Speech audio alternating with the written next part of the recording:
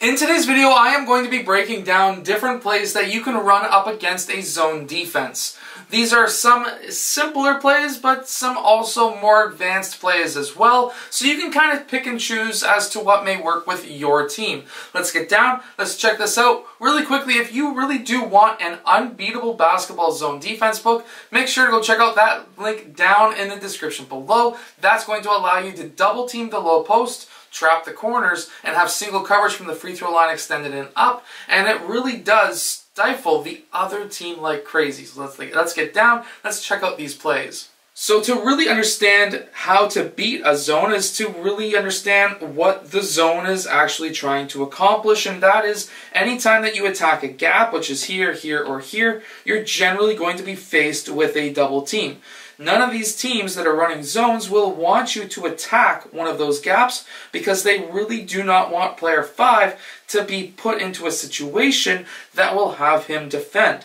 The idea here is he is the last line of defense and you don't want the ball for him to get, or at least you don't want the ball to get to him. So, what are we looking to do here? Well, in our first play, what I would like to run, or what I like to run myself, is what I call 5-out post. Now, if you want a whole bunch of 5-out plays, make sure to go check out the complete guide to the 5-out offense that is down in the description below.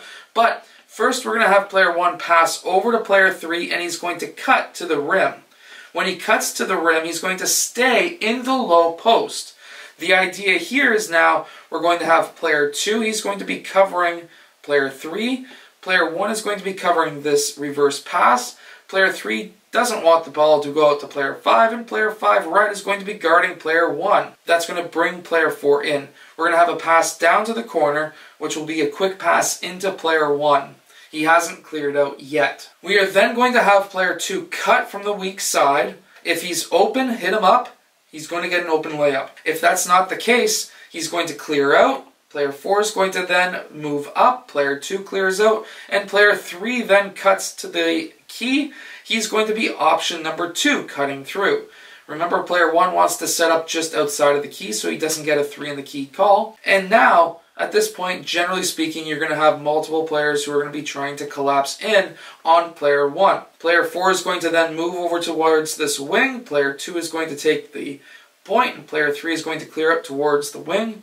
We're going to have a kick-out pass. We're going to quickly swing this ball around to player 2, and then over to player 3. At this time, what we want to see, once this kick-out pass happens, player 1 should be sprinting out to the opposite side. Remember, pass and cut means that you go to the opposite side. Now, with this swing, we may have player 3 open for a 3-point shot. If that's not the case and he's covered, then at this time, we're going to have player 2 cut. He may be open for that layup. If not, he's going to post up. We're going to have that ball swung to player 1, which will be a quick pass into player 2. And yet again, we're going to have a weak side cut from player 4. This could be an open layup. If not, he's going to clear out. Player 3 is then going to cut down. And then we're going to have player 5 swing all the way to the opposite side. Player 4, player 2 fill out. And again, same as before, we swing this ball around. Player 2 should be out. Player 4 will be cutting down.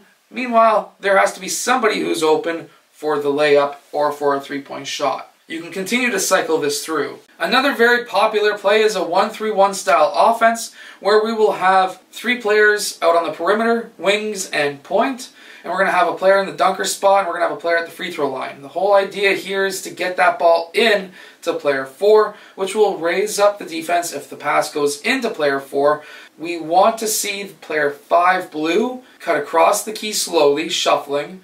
If he's open, we're going to be passing him the ball for the layup. If not, and he's covered, well, guess what? Now, we can kick that ball out for a 3. This is going to be then moving these defenders out. We could have a pass down into the low post. This could be a layup. This could put players into bad spots, which would then have player 4 cut. There's a few different options, but the whole idea is just to pass that ball around and to have that ball always try to touch player 4 in the high post, and always try to hit that high to low post pass from player 4 down to player 5 for that easy layup.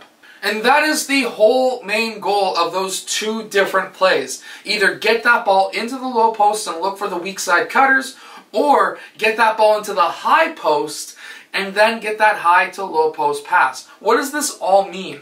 Well, actually, what this basically is telling us is that any offense that gets the ball into close or around that key, that's going to collapse the defense, which will then open up opportunities and open lanes for weak side cutters, or even just simply kicking that ball out for an open three. I hope that these plays help your team win more games. If they do, hit that like button and subscribe, and I'll see you guys again next time.